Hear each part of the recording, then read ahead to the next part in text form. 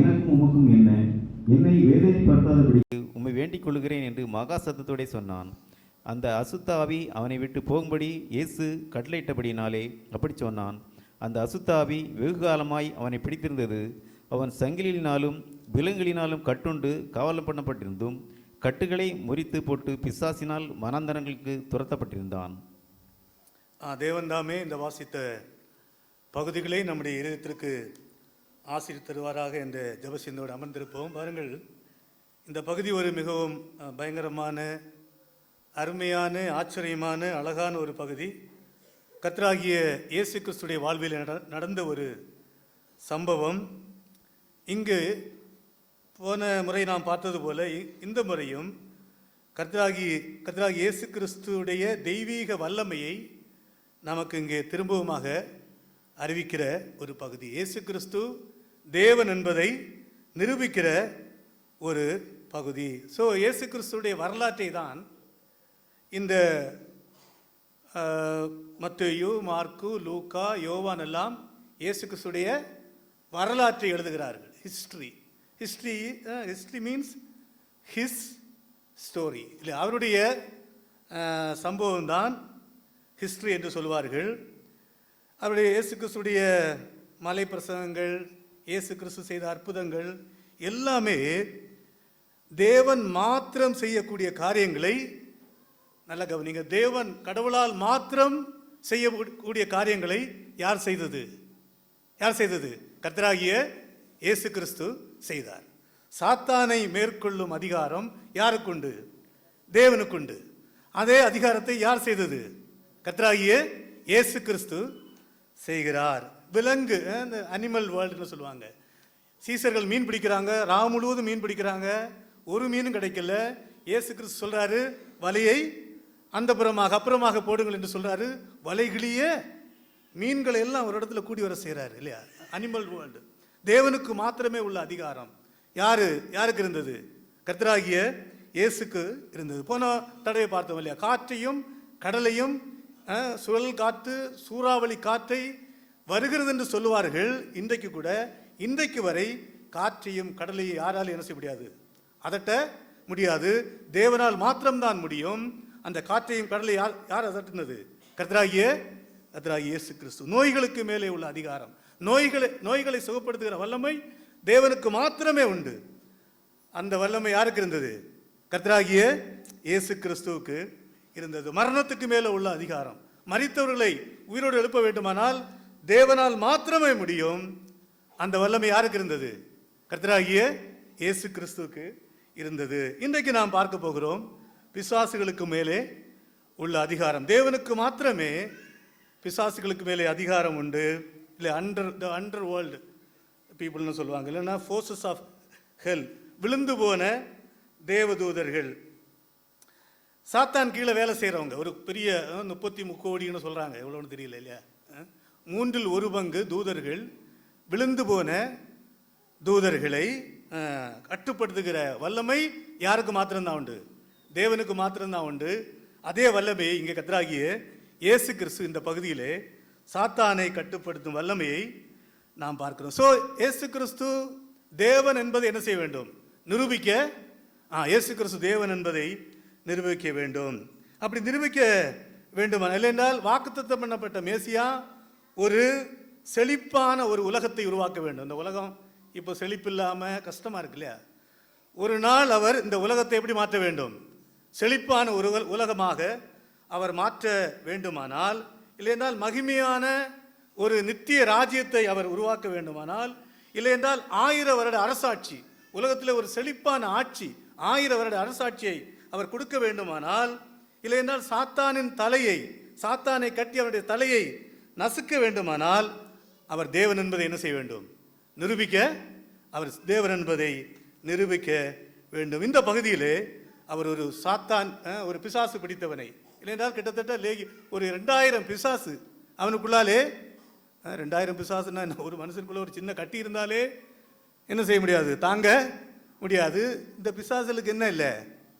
உருவம் இல்லை, ஆவிகள். பிசாசு அசுத்த ஆவிகள். 2000 பிசாசு அசுத்த ஆவிகள் இவனுக்குள்ளாலே இருந்தது. ஸோ இந்த சம்பவம் இல்லையா, இந்த யோவான் இன்னும் மத்தேயு மார்க்கெல்லாம் ரொம்ப கிளியராக தெளிவாக இல்லையா தேவனை பற்றி நிறைய எழுதியிருக்கு இல்லையா. நம்ம பார்த்தோம், தேவன் இந்த உலகத்தை தன்னுடைய ஞானத்தினாலும் வல்லமையினாலும் படைத்தார். இது ஒரு பெரிய ஈவெண்ட், இது ஒரு பெரிய சம்பவம் இல்லையா.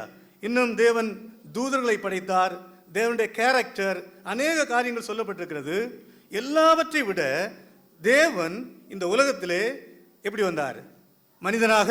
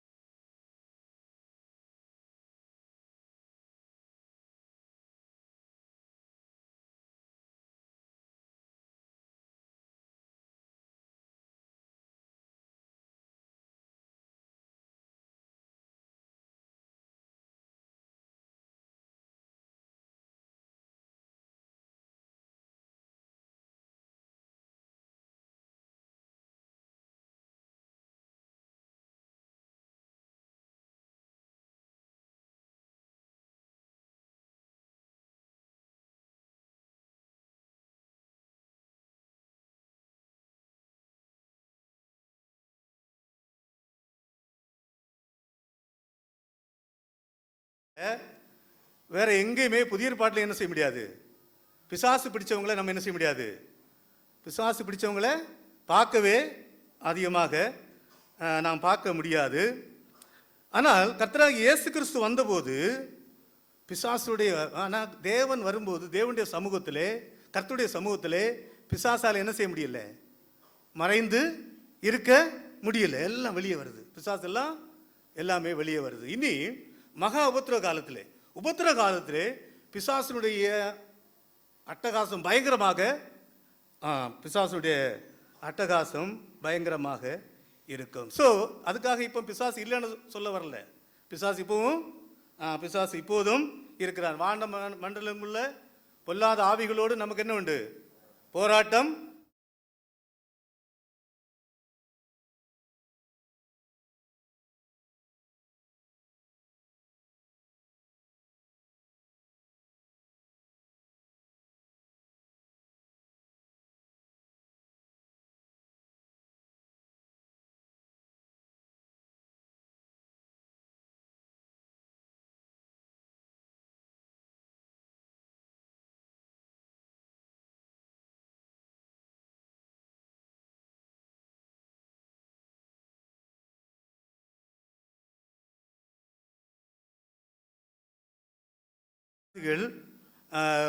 வந்து கேட்குது, ஆண்டவரே உமக்கும் எங்களுக்கும் என்ன, உமக்கும் எங்களுக்கும் என்ன என்று கேட்பதை பார்க்கணும். ஸோ கர்த்தராகிய இயேசு கிறிஸ்து அவரை போல ஒரு நபர் இந்த உலகத்தில் யாருமே இல்லை. தேவன் இந்த உலகத்தில் எப்படி வரார்?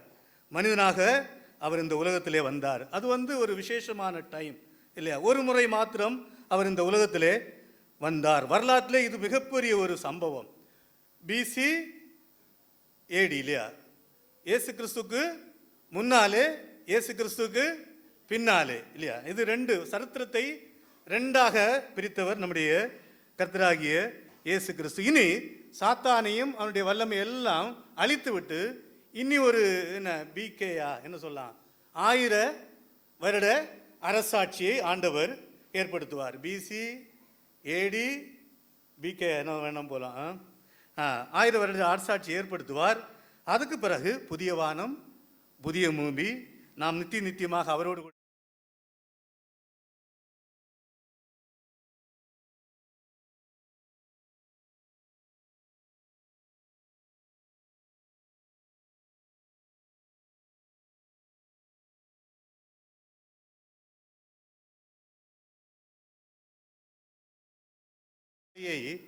நம்ம வாசிக்கிறோம் இல்லையா? சாத்தானின் தலையை அவர் என்ன செய்வார்? நசுக்கி போடுவார் என்பதை இந்த பகுதியிலே நாம் இன்றைக்கு பார்க்கலாம். 27ஆம் வசனம். அவர் கரையில் இறங்கின போது நெடுநாளாய் பிசாசுகள் பிடித்தவனும் வஸ்திரம் தெரியாதவனும் வீட்டில் தங்காமல் பிரேத கல்லறைகளினால் தங்கினனுமாயிருந்த அந்த பட்டணத்து மனுஷன் ஒருவன் அவருக்கு எதிராக வந்தான். பாருங்கள், இதுல 3 தலைப்பா நம்ம போடலாம். ஒன்று,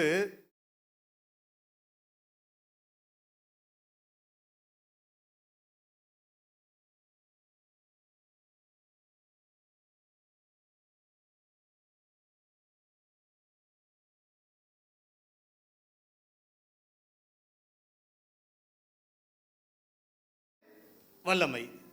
பிசாசுக்கும் வல்லமை இருக்கிறது, அழிக்கிற வல்லமை. கர்த்தராகிய இயேசு கிறிஸ்து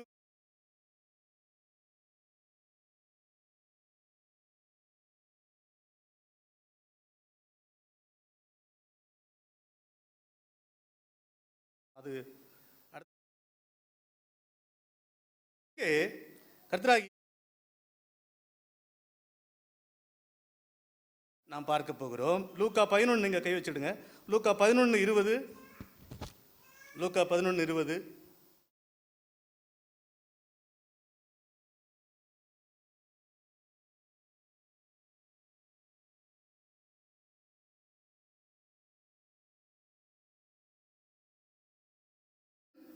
வந்திருக்கிறது.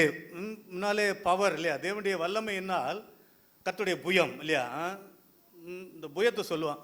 பழைய பாட்டில எல்லாம் நீங்க பாத்தீங்கன்னா கர்த்தருடைய புயம் பராக்கிரமம் செய்யும், கர்த்தருடைய புயம். ஆனால் இங்கே இயேசு கிறிஸ்து சொல்றாரு, நான் தேவனுடைய விரலினாலே பிசாசுகளை துரத்தினால் தேவனுடைய ராஜ்யம் உங்களிடத்தில் தேவனுடைய ராஜ்யம் உங்களிடத்தில் வந்திருக்கிறது. இன்னைக்கு ஆண்டவர் பிசாசு துரத்தினாரு, அப்போஸ்தலர்கள் பிசாசு துரத்தினாங்க. ஆனால் இன்றைக்கு நிறைய பேர் சபையை நடத்துவதே எதை வச்சு தான் நடத்துறாங்க? பிசாசை வச்சு தான் சபையே ஓட்டுறாங்க. உனக்கு கட்டு இருக்கு, உனக்கு பிசாசு பிடி இருக்கு. அது அப்போஸ்தலர் 19ஆம் அதிகாரத்தில் இதே மாதிரி ஒருத்தவங்க பிசாசு துரத்த போனாங்க. பிசாசு துரத்த போகும்போது பிசாசு அவங்கள்ட்ட சொல்லுது, எங்களுக்கு இயேசுவை தெரியும், பவுலையும் தெரியும், நீங்க யாருன்னு சொல்லி ட்ரெஸ் எல்லாம் என்ன செய்யுது. அதனால பிசாசு துரத்த போறவங்க 2 ட்ரெஸ் போட்டுட்டு போறது நல்லது. பிசாசு இன்னைக்கு பிசாசை வச்சு தான் சபையை ஓட்டுறாங்க. நிறைய பேர் பிசாசை வச்சு தான் சபையை ஓட்டி கொண்டிருக்கிறார்கள். இங்கே கர்த்தராகிய இயேசு கிறிஸ்து சொல்றாரு, நான் விரலினாலே பிசாசை துரத்தினால் தேவனுடைய ராஜ்யம் அவருடைய ராஜ்யம் வரப்போகிறது என்பதை ஒரு ப்ரீவியூவாக இங்கே ஆண்டவர் சொல்லுகிறார். 1 யோவானில் வாசிக்கிறோம், பிசாசுடைய கிரியைகளை அழிக்கும்படி தேவகுமாரன் என்ன செய்தார்? இந்த உலகத்திலே வெளிப்பட்டார். கட்டுண்டவர்களை, சிறைப்பட்டவர்களை விடுதலையாக்க கர்த்தராகிய இயேசு கிறிஸ்து இந்த உலகத்திலே வந்தார். திரும்பமாக 26ஆம் வசனம், லூக்கா 8:20.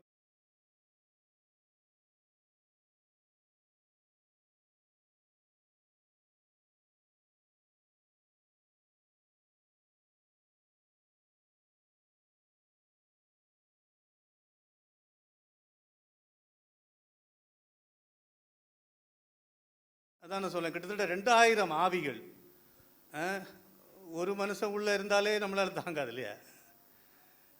மனுஷன் இல்லை, இது ஆவிகள். ஒரு கட்டி இருந்தால் கூட சிலவங்கெல்லாம் பெரிய பெரிய கட்டி ஆப்ரேஷன் பண்ணி எடுக்கிறாங்க இல்லையா? உள்ளே இருந்தால் நம்மளால் என்ன செய்ய முடியாது, சகிக்க முடியாது. 2000 பேர் எப்படி இருப்பாங்கன்னு கேட்காதீங்க. 2000 பேர் இல்லை, 2000 அசுத்த ஆவிகள். கர்த்தராகிய இயேசு கிறிஸ்து கலிலேயா என்கிற அந்த இடத்துல, அதை நாம் போன வாரம் பார்த்தோம், கலிலேயாவிலிருந்து கொஞ்சம் ரெஸ்ட் எடுக்கலாம். பயங்கர கூட்டம், சாப்பிடக்கூட அவங்களால முடியாது. இயேசு கிறிஸ்துக்கும் சீசர்களுக்கும் சாப்பிடக்கூட முடியாது. கொஞ்சம் ரெஸ்ட் எடுக்கலான்னு சொல்லி எங்கே வராங்க? இந்த கனசரேத்தே என்கிற நாட்டுக்கு படகுலே வந்தபோது பயங்கர புயல் காற்று வந்தது, சுழல் காற்று வந்தது, சூறாவளி காற்று வந்தது. பயங்கரமான சம்பவம். சீசர்களுக்கு அடிக்கடி இப்படி காற்று வரும், ஆனால் அவர்கள் சமாளிப்பார்கள். ஆனால் இந்த தடவை அவங்களால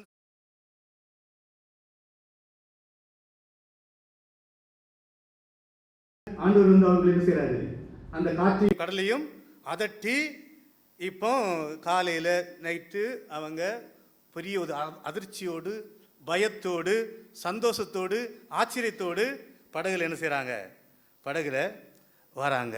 வந்து பீச்சில் கனசரேத்தே என்கிற கலிலேயாவிலிருந்து கனசரேத்தே என்கிற நாட்டில் அந்த பீச்சில் அவங்க வராங்க. வரும்போது தான் இந்த பிசாசு பிடித்த மனிதனை சந்திக்கிறாங்க. மத்தேயுல பார்த்தீங்கன்னா 2 பேர், மத்தேயுல 2 பேர் என்று போடப்பட்டிருக்கிறது. ஆனால் இங்கே ஒரு மனிதனை தான் ஃபோக்கஸ் செய்யப்பட்டுள்ளது. மற்ற மனிதனுக்கு என்ன ஆனது என்று நமக்கு தெரியாது. 2 பேர் வந்தார்கள், ஒரு மனுஷனை தான் இந்த பகுதியிலே ஃபோக்கஸ் செய்யப்பட்டுள்ளது. மற்றவனும் ஒருவேளை விடுதலை ஆகியிருக்கலாம். 27ஆம் வசனம், அவர் கரையில் இறங்கின போது நெடுநாளாய் பிசாசில் பிடித்தவனும் நெடுநாளாய் பிசாசுகள் பிடித்தவனும் வஸ்திரம் தெரியாதவனும் வீட்டில் தங்காமல் பிரேத கல்லறைகளினால் தங்கினருமாயிருந்த அந்த பட்டணத்து மனுஷன் ஒருவன் அவருக்கு எதிராக வந்தான். பாருங்க, பிசாசு பிடித்தவன்னா வெறியா இருப்பாங்க, முரட்டுத்தனமான, மூர்க்க வெறியான. நீங்க சிலவங்களெல்லாம் பார்த்துருப்பீங்கல்ல, 10 பேரை கொல்லுவாங்க, 20 பேரை கொல்லுவாங்க, 30 பேரை கொல்லுவாங்க, குழந்தைகளை கொல்லுவாங்க, குடும்பத்தோட கொல்லுவாங்க. கொலை செய்யறதெல்லாம் நீங்க பார்த்துருக்கிறீங்க.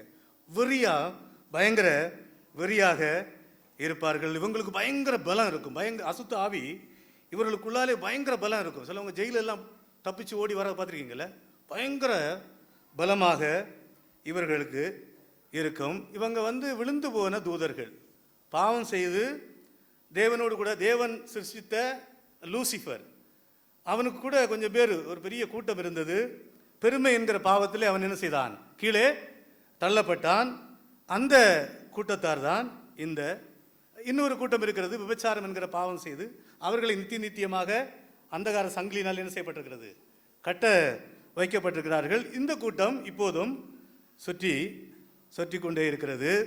இவனுக்குள்ளால இது ஒரு வியாதி அல்ல, டிப்ரெஷன் சொல்லுவாங்க, இது ஒரு வியாதி அல்ல. இவங்களுக்குள்ளால யார் போறா, அசுத்த ஆவி உள்ளால, அசுத்த ஆவி உள்ளால போய் அதுக்கு பிறகு நிறைய வியாதிகளை அவங்களுக்கு கொண்டு வரும். ஸோ இவர்கள் மோசமான பாவி என்று நினைக்கக்கூடாது.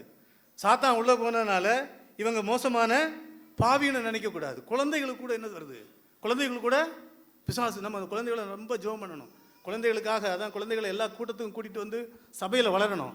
குழந்தைகளுக்குள்ளாலே என்ன வருவான், பிசாசு குழந்தைகளுக்குள்ளாலே வருவான். எப்படி வருவான், யாருக்குள்ள எல்லாம் வருவான்னு கேட்டால் கிளியராக தெரியாது. ஆனால் ஒன்று, யாருக்குள்ள வருவான் பிசாசு சொல்லுங்களேன். ஒன்று வந்து தேவனை அறியாதவர்கள், இயேசு கிறிஸ்துவை ஏற்றுக்கொள்ளாதவர்களுக்குள்ளால் என்ன வருவா, யார் வருவா, சாத்தான் உள்ளால வர வாய்ப்பு இருக்கு. 2வது விக்கிரக ஆராதனை, விக்கிரகத்தை ஆராதிக்கிறவங்களுக்குள்ளால சீக்கிரம் சாத்தான் வருவான். 3வது குடிக்கிறவங்களுக்குள்ளால ஆல்கஹால், அவங்களுக்குள்ளாலையும் சாத்தான் சீக்கிரமாக வருவான். ஸோ சாத்தான் உள்ள வந்ததுனால அவன் மோசமான பாவின்னு நினைக்காதீங்க. சாத்தான் உள்ள வந்த பிறகு அவனை ரொம்ப மோசமாக மாற்றுவான் இல்லையா. அசுத்த ஆவி, நல்ல ஆவி இல்லை, இதெல்லாம் எப்படிப்பட்ட ஆவி,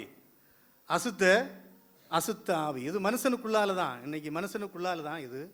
அது மத்தேயு எடுங்க, 12ஆம் அதிகாரம், இங்கே கை வச்சுடுங்க. மத்தேயு 12ஆம் அதிகாரம்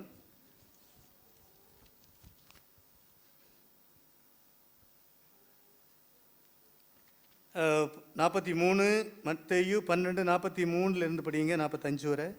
அசுத்தாவி ஒரு மனுஷனை விட்டு புறப்படும் போது வறண்ட இடங்களில் அலைந்து இளைப்பாறுதல் தேடியும் கண்டடையாமல் நான் விட்டு வந்த என் வீட்டுக்கு திரும்பி போவேன் என்று சொல்லி அங்கே வந்து அந்த வீடு வெறுமையாகவும் பெருக்கி ஜோடிக்கப்பட்டதாகவும் இருக்கதை கண்டு திரும்பி போய் தன்னிலும் பொல்லாத வேறு 7 ஆவிகளை தன்னோட கூட்டி கொண்டு வந்து உட்புகுந்து அங்கே குடியிருக்கும்.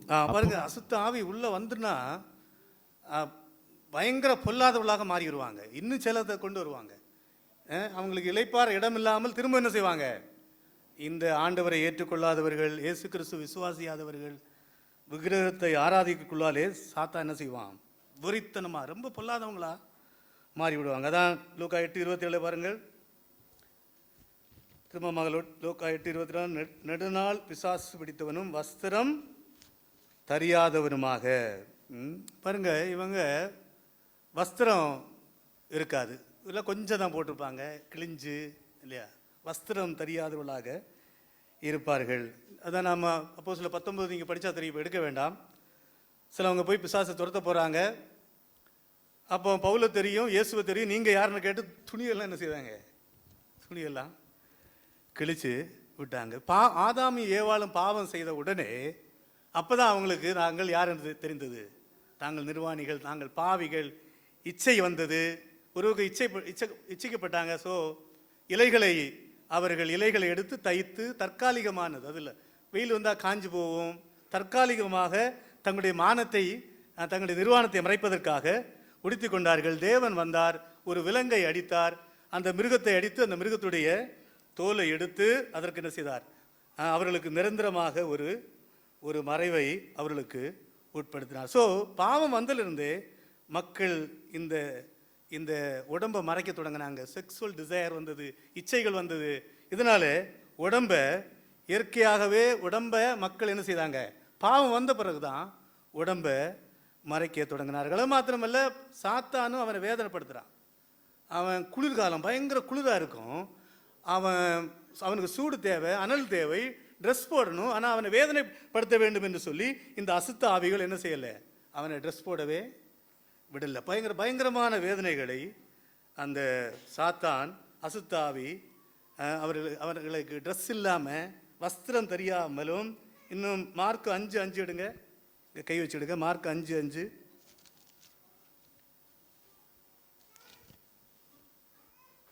அவன் எப்பொழுதும் இரவும் பகலும் மலைகளிலும் கல்லறைகளிலும் இருந்து கூக்கர்லிட்டு கல்லுகளினாலே தன்னை காயப்படுத்தி கொண்டிருந்தான். கல்லுகளினாலே தன்னை பாருங்க, கல்லை எடுத்து இவங்க மற்றவங்களையும் அடித்து கொலை பண்ணுவாங்க, வரவங்களெல்லாம் அடிப்பாங்க, பயங்கரமாக சத்தம் போடுவாங்க, சத்தம் போட்டு கல்லுனால தற்கொலை கூட பண்ணுவாங்க. இவங்க கடைசியில் என்னதான் பண்ணுவாங்க, போய் தற்கொலை பண்ணுவாங்க. கல்லை எடுத்து கீறிட்டு இருக்கிறாங்க. Mark 5:3-4, mark 5:3-4. அவனுடைய குடியிருப்பு கல்லறைகளிலே இருந்தது. அவனை சங்கிலினாலும் கட்ட ஒருவனாலும் கூடாதிருந்தது. அவன் அநேக தரம் விலங்குகளினாலும் சங்கிலினாலும் கட்டப்பட்டிருந்தும் சங்கிலிகளை முறித்து விலங்குகளை தவிர்த்து போடுவான். அவனை அடக்க ஒருவனாலும் கூடாது. அவனை அடக்க ஒருவனாலும் யார் அடக்கினாலும், யார் பிடிச்சாலும் என்ன செய்வாங்க, அவங்களை அடக்கவே முடியாது. பயங்கரமான பலம் இந்த அசுத்த ஆவிகள் கொடுக்குற. ட்ரெஸ்ஸு போட மாட்டாங்க, அவங்களை அடக்கவே முடியாது. 8:28, மத்தேயு 8:28.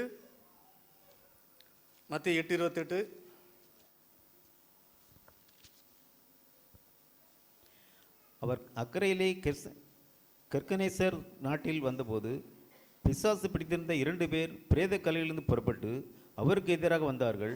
அவர்கள் மிகவும் கொடியவராய் இருந்தபடியால் அந்த வழியாக ஒருவரும் நடக்கக்கூடாது. அவர்கள் மிகவும் கொடியவராய் இருந்தபடியால் அந்த வழியாக ஒருவரும் அந்த வழியாக போக முடியாது.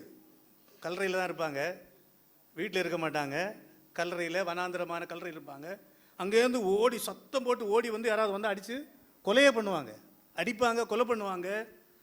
இதுதான் அவங்களுடைய வீட்டில் தங்காமல், லூக்கா 8:27, வீட்டில் தங்காமல் கல்லறையிலே தங்குவார்கள். இப்படிப்பட்டவங்களை நம்ம இன்றைக்கி என்ன செய்வோம்னா, ஜெயிலில் பிடிச்சி போடுவாங்க இல்லையா, இல்லைன்னா மருந்து கொடுப்பாங்க, டேப்லெட் எல்லாம் நிறைய மருந்து கொடுக்குறாங்க. இல்லைன்றால் மறுவாழ்வு மையம், இந்த குடிகாரங்களுக்கெல்லாம் மறுவாழ்வு, கஞ்சா குடிகாரங்களுக்கெல்லாம் மறுவாழ்வு மையம் இருக்கிற மாதிரி அன்றைக்கு இல்லை. அன்றைக்கு இவங்களை என்ன செய்வாங்கன்னா, 8:29, அந்த அசுத்தாவி அவனை விட்டு போகும்படி இயேசு கட்டளிட்டபடினால் அப்படி சொன்னான். அந்த அசுத்தாவி வெகுகாலமாய் அவனை பிடித்திருந்தது. அவன் சங்கிலினாலும் விலங்குகளினாலும் கட்டுண்டு காவல் பண்ணப்பட்டிருந்தும் கட்டுகளை முறித்து போட்டு, சங்கிலிகளினாலும் விலங்குகளாலும். அந்த காலத்தில் என்ன செய்வாங்கன்னா, இப்பவும் சிலவங்க எல்லாம் அப்படி செய்கிறாங்க இல்லையா, அந்த காலத்தில் என்ன செய்வாங்கன்னா, சங்கிலி விலங்கை வச்சு அவங்க என்ன செய்வாங்க, நல்லா கட்டுவாங்க. 29, திரும்பமாக 29. அந்த அசுத்தாவி அவனை விட்டு போகும்படி இயேசு கட்டளையிட்டிருந்தபடினால் அப்படி சொன்னான். அந்த அசுத்தாவி வெகுகாலமாய் அவனை பிடித்திருந்தது. அவன் சங்கிலினாலும் விலங்குகளினாலும் கட்டுண்டு காவலப்பட்டிருந்தும் கட்டுகளை முறித்து போட்டு, கட்டுகளை பாருங்க, சங்கிலி கட்டுவாங்க, ஆனால் அந்த கட்டை எல்லாம் என்ன செய்வாங்க, முறித்து. அதெல்லாம் நீங்கள் ஜெயிலில் எல்லாம் பார்த்துக்கல, பெரிய 10-15 அடி ஜெயிலு, ஹைட்டு காம்பவுண்ட் இருக்கும், அதுக்கு மேலே கரண்ட் ஒயர் இருக்கும், அதுக்கு மேலே என்ன செய்வாங்க, குதிச்சு பயங்கர பலமாக இருக்கும் உங்களுக்கு, பயங்கரமான பலமாக இருக்கு. எவ்வளோ சங்கிலினால் கட்டினாலும் அவங்க அதுலேருந்து என்ன செய்வாங்க, தப்பி வருவாங்க. பயங்கரமாக சத்தம் போடுவாங்க, கூக்குரல், பயங்கரமாக சத்தம் போட்டு கொண்டு இருப்பாங்க. இப்போ 8:28, லூக்கா 8:28. அவன் இயேசுவை கண்டபோது அவன் இயேசுவை யார் கண்டது? யார் கண்டது இயேசுவை? அவனுக்கு தெரியாது இயேசு கிறிஸ்து எப்படி இருப்பார், முடி நீளமாக இருக்குமா, தாடி வச்சிருப்பார், அவனுக்கு தெரியாது. யாருக்கு தெரியும்? யாருக்கு தெரியும் இயேசு கிறிஸ்துவை? பிசாசுக்கு. பிசாசுக்கு, அசுத்த ஆவிக்கு இயேசு கிறிஸ்துவை தெரியும்.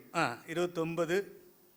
அந்த அசுத்தாவி அவனை விட்டு போகும்படி இயேசு கட்டளையிட்டபடினாலே அப்படி சொன்னான். 28 தானா? பாதத்தில் விழுந்தான். 8:28. 28 படிங்க. அவன் இயேசுவை கண்டபோது கூக்குரலிட்டு அவர் முன்பாக விழுந்து. மார்க்குல வாசிக்கிறோம், அவரை ஆராதித்தான். அது தப்பு. அவரை பற்றி தெரியும், ஆனால் அவருடைய சத்தியம் என்ன, அவர்களுக்கு சத்தியம் என்னன்னு தெரியும், சத்தியத்தை என்ன செய்ய மாட்டாங்க, ஏற்றுக்கொள்ள மாட்டாங்க. கிறிஸ்து யார் என்று தெரியும், ஆனால் கிறிஸ்துவை வெறுத்தார்கள். தேவன் யார் என்று தெரியும், பரிசுத்தாவியானவர் யார் என்று தெரியும், ஆனால் அவங்களை என்ன செய்யலை, அவர்கள் ஏற்றுக்கொள்ளவில்லை. ஆனால் ஒரு மதிப்பு, பெரியவங்க சிலவங்க எல்லாம் பெரியவங்க காலில் விழுவாங்கல்ல, மரியாதையின் நிமித்தமாக அவன் ஆராதிக்கவில்லை. மார்க்குல ஆராதனை செய்தாள் என்று போடப்பட்டிருக்கிறது. ஆராதனை அல்ல, அவன் ஆராதிக்க மாட்டான்.